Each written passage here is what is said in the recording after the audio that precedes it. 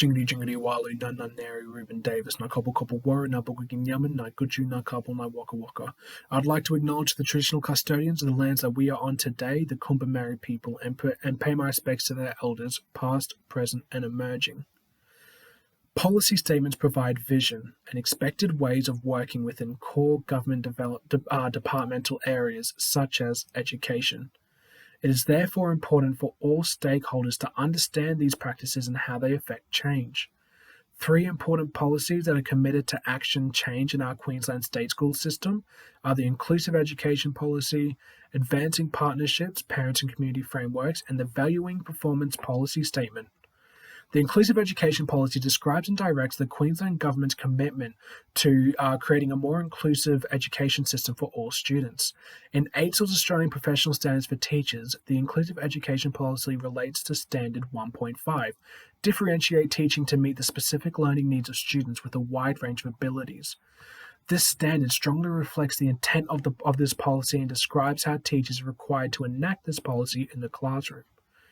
This policy will directly influence my pedagogical approach in the classroom, having to use differentiated practices to create inclusive learning environments for all of my students.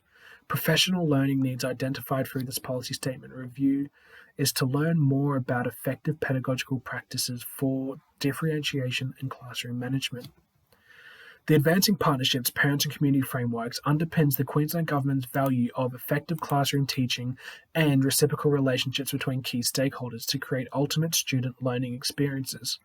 This important framework is also evident in a number of standards within the APSTs. However, in particular, Standard 3.7, engage parents and carers in the educative process.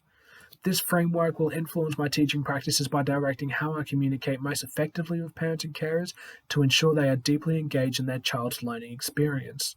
Ongoing learning of the most suitable communication modes to engage parents in their child's education will need to happen. The Valuing Performance Policy Statement frames the Department of Education's commitment to creating a high-performing organisation that succeeds through their deeply motivated and engaged employees.